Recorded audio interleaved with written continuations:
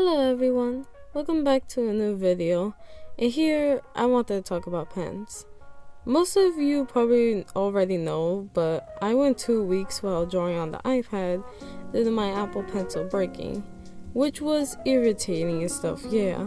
And so I had to cope with traditional art. Horrific, I know, but if I wanted to draw on the iPad again, I would need to either use my finger or use a different pen on hand, and that would have been the bubble pen. Now, I used to draw with my finger before, making these example artworks here, and not even on Procreate, but on Medibang.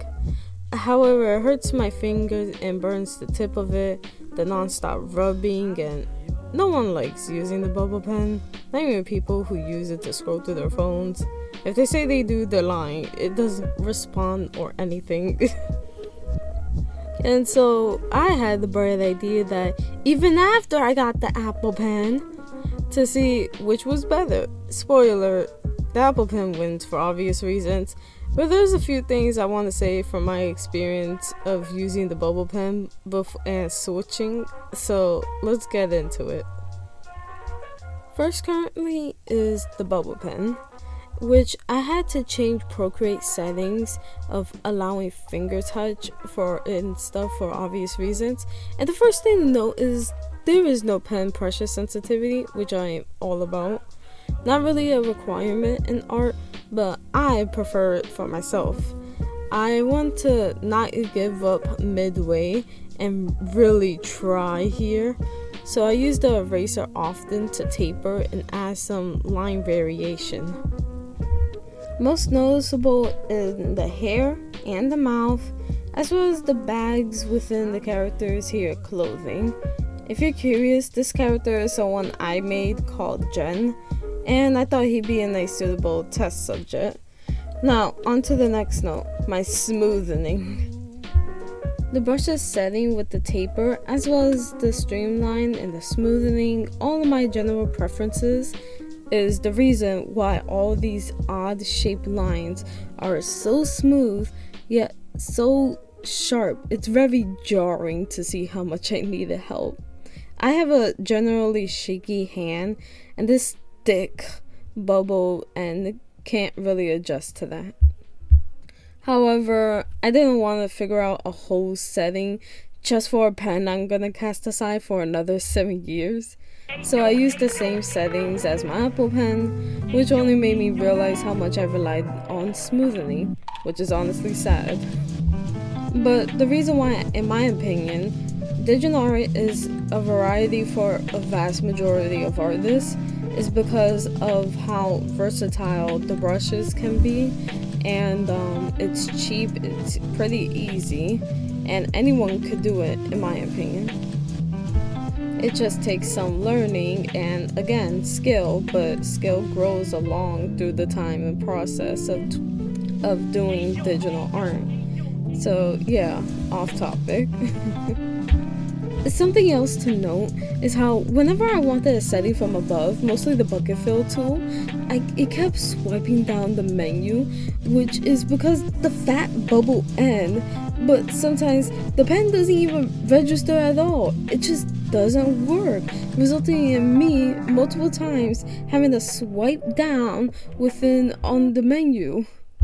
It's also causing the application to just think, well, I'll go here, making me undo multiple moves just because of how out of whack it was. But my biggest gripe was how the bubble pen made Procreate think my point was higher than it should have been, which it's like those weird wireless mouse delays on the laptops where it's higher than it should be. And so you just have to somehow predict where the point is and work with it. Now imagine that blindfolded and you got this pen. It kept doing lines above where I wanted, so I blindly worked with it, unable to see what was going on because the thing was fat. It was a fat bubble pen. I couldn't see it when it's squishy on the screen. And you can't tell until the line's already done. Coloring and shading alone only helped me imagine the horrible nightmare one must go through if they were to blend and smudge, which I don't do, thank God. If you came for any good benefits for a bubble pen, it's $5 at most, can be found anywhere, and good to give kids who want to draw on your iPad but you don't want to give them the $100 pen. Otherwise, you're better off just using better control finger, which is a common tool among our traditional artists already. Anything like smudging charcoal, graphite, or even finger painting. So in general, screw the bubble pen.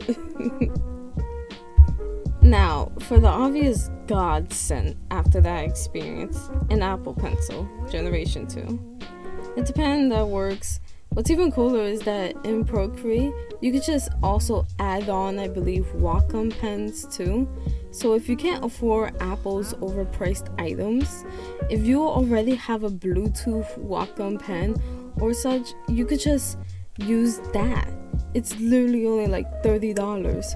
Or be like Jazza and use a whole tablet for the phone. Literally almost anything could work and connect. However, I do want to note my experience from switching from the bubble pen to here. The first thing is to acknowledge how my hand puts weight. It was so jarring seeing my lines shift oddly, and it was because I was keeping myself from being heavy-handed. Since I couldn't just write heavily with the bubble pen or it'll just pop off, I just basically kept it light and simple. Now I was doing that with the Apple Pen of all things. So not only does the bubble pen suck, it's also traumatizing to me and my hand. What about direction? Because of how high the bubble pen line would misplace themselves, I somehow was stuck trying to comprehend the line starts where the pen starts. It felt like I was in elementary trying to figure out cause and effect again. It's so mind-boggling how a stupid rubber ball that can't even hold itself together managed to change me like so, and I hate it. I really do. Oh my god, what if there was like an experiment about this? That would be really fascinating. Either way, after some time, I did get the hang of it, but how I had to tutor myself. I got too focused on the work than actually doing stuff that I should have done, like getting the same colors from the previous drawing, which is why the colors on the drawings look different, or the light source. So please excuse that. I just wanted the drawing done because I just had to take a moment to think about our tools really do affect our style in a way, and even shift our body movements to an almost permanent exercise.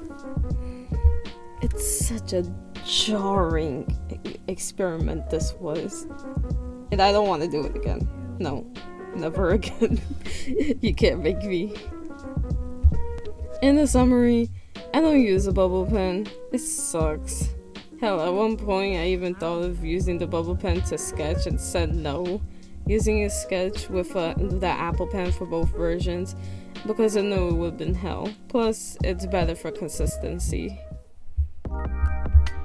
I hope you all enjoyed the silly video and maybe help support the channel. I have other medias linked below, like Tumblr, TikTok, Twitter and all that, as well as a Patreon supported by Sabat. Thank you, and as always, stay safe, have fun with art.